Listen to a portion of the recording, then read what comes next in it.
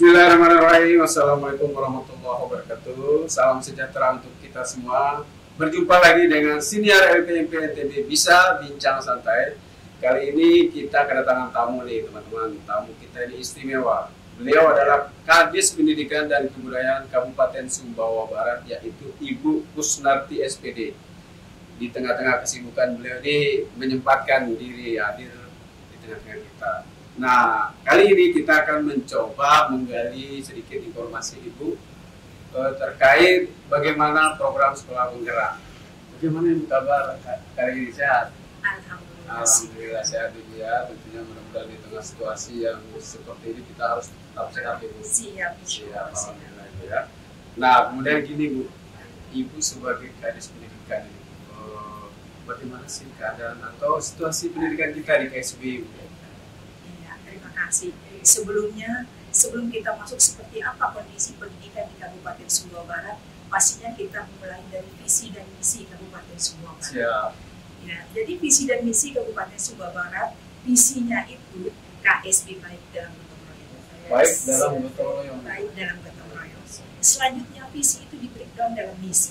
Kebetulan Dinas Pendidikan dan Kabupaten Sumbawa Barat itu berada di misi pertama, yaitu KSB baik dalam akhlak mulia dan peningkatan sumber daya manusia.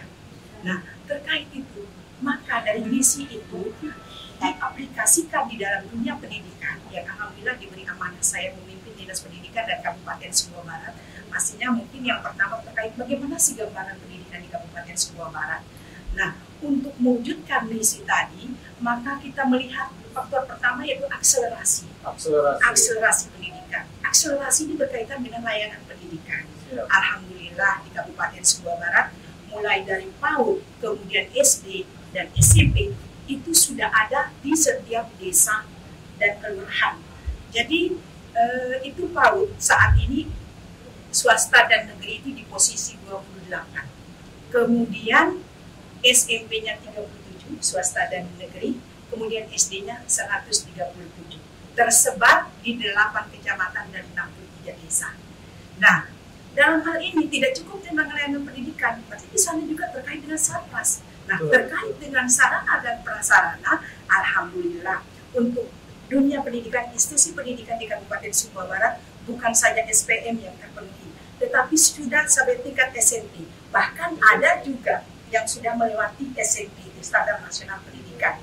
Bahkan sampai dengan saat ini tidak ada lagi desa yang tidak memiliki layanan internet. Jadi semua sudah ada. Nah itu. Nah kemudian terkait mengenai pendidik dan tenaga pendidikan, alhamdulillah sudah terpenuhi semuanya.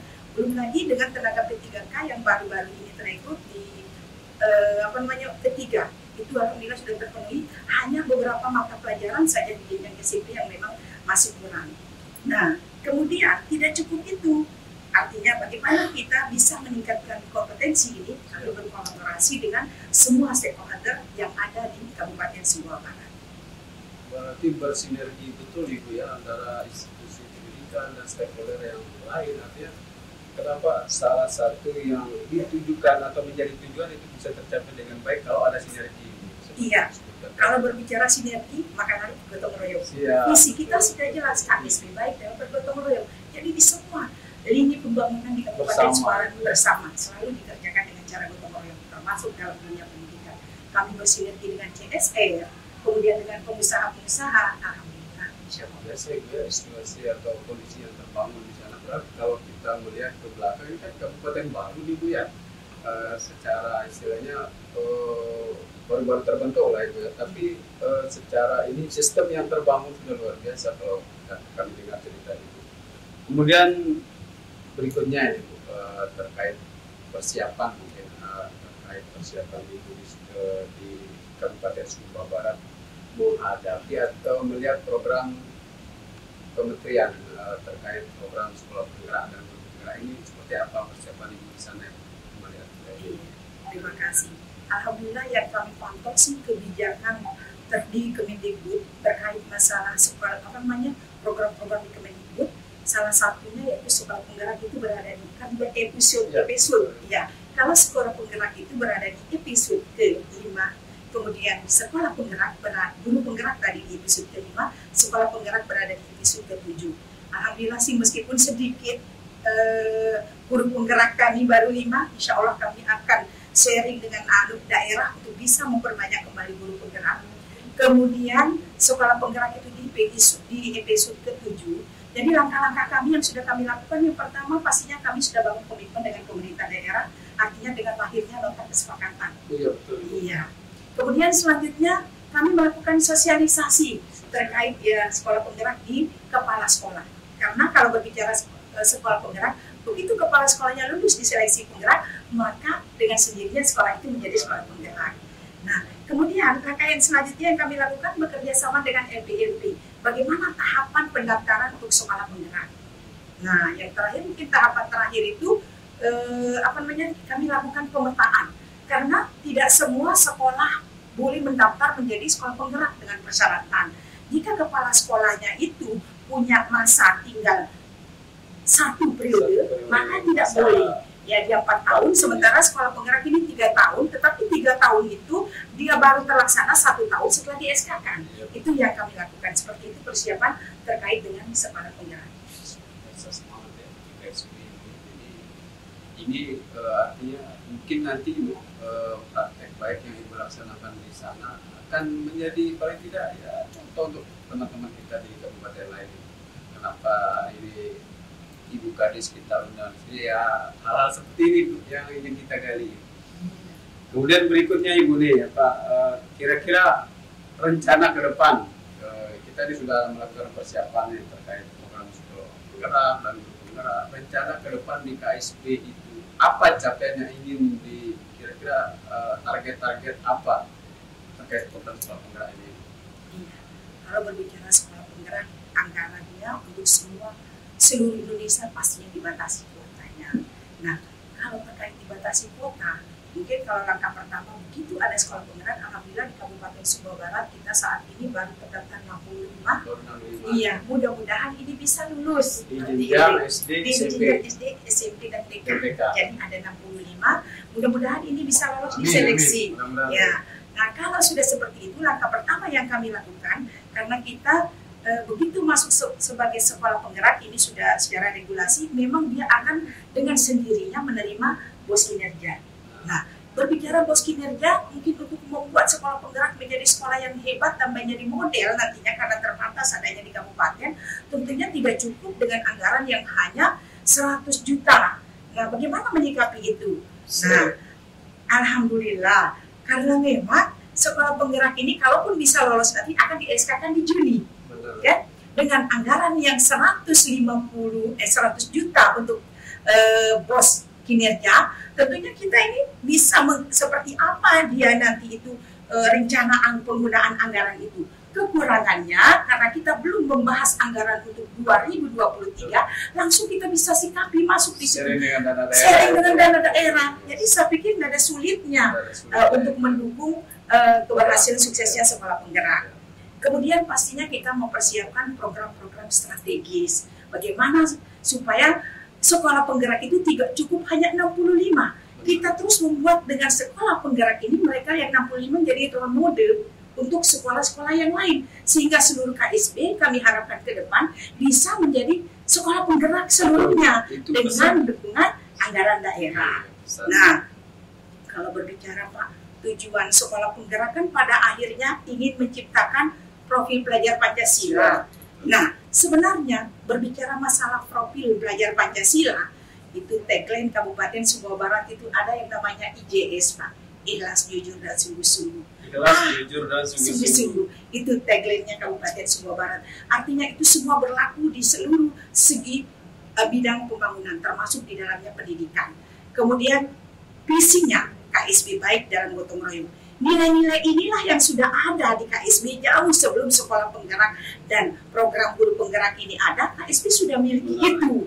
Jadi juga dengan bergotong royong, mohon maaf, kami di KSB untuk masuk jenjang SD, mulai dari PAUD, SD dan SMP, tidak lagi sulit orang tua memikirkan bagaimana seragam sekolah.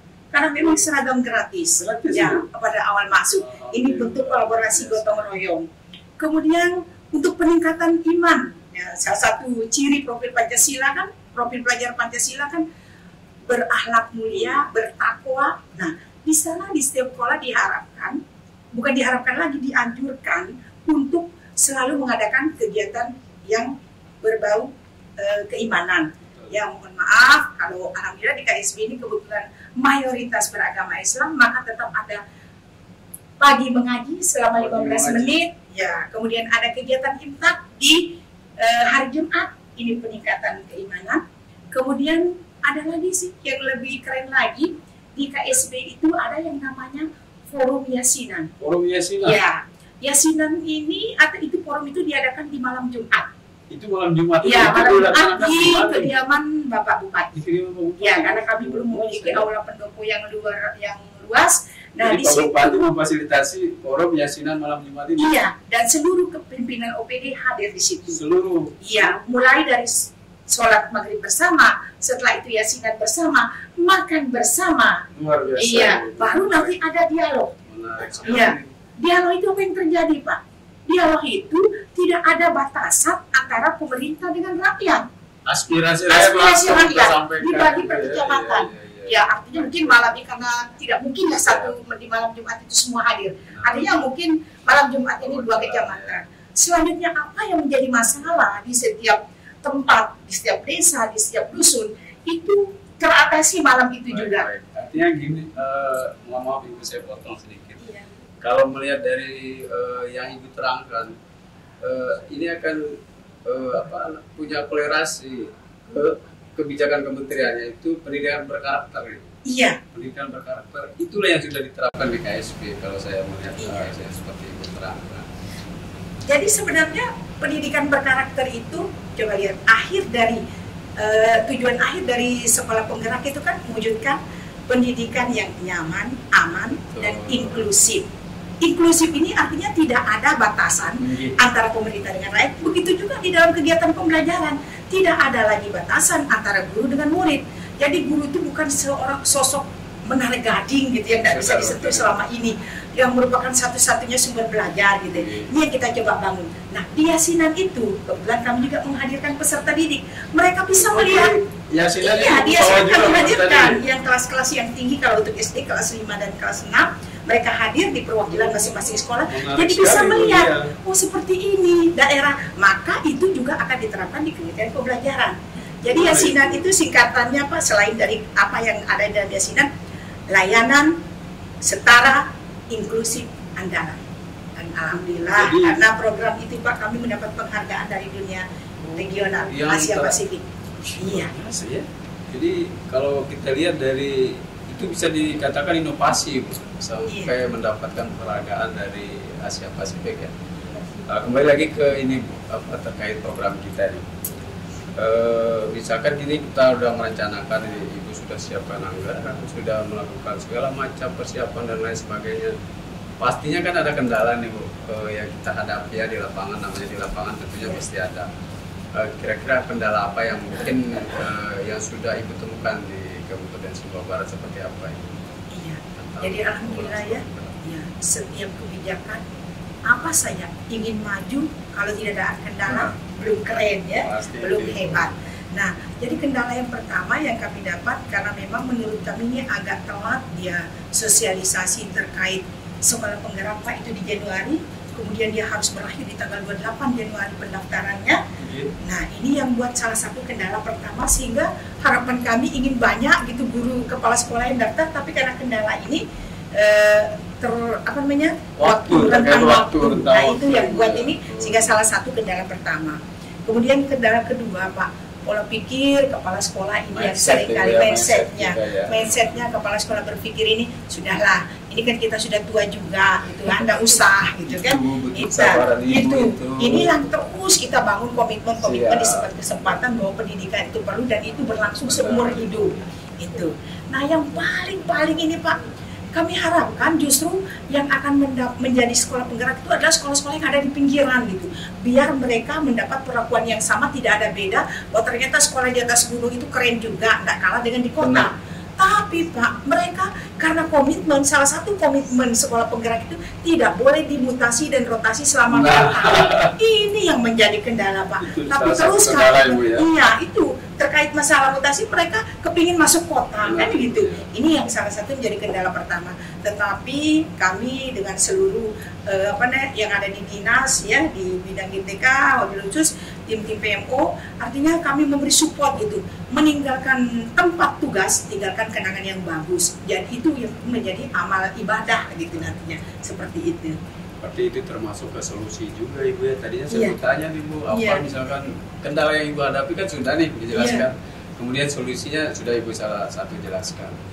Solusi yang kira-kira misalkan tadi kan sudah di pikiran, misalkan katakan pastinya kepala sekolah ini ingin merasakan situasi bagaimana hidup di kota atau mengajar di kota. Solusi Ibu yang kira-kira menghadapi seperti ini, Bu, terkait mungkin masukan Ibu kepada kementerian terkait rentang waktu yang tadi Ibu sebutkan, kemudian terkait kepala sekolah yang mungkin di daerah terpencil atau dan sebagainya, mungkin solusi yang Ibu gambarkan seperti apa kira-kira? Jadi kalau terkait masalah rentang waktu, ya mungkin jawabannya lewat PMO itu kita izinkan ya, lewat PMO kita laporkan itu. Artinya ini salah satu kendala nantinya. Selama ini kenapa sih sekolah penggerak itu kurang kalau rentang waktu?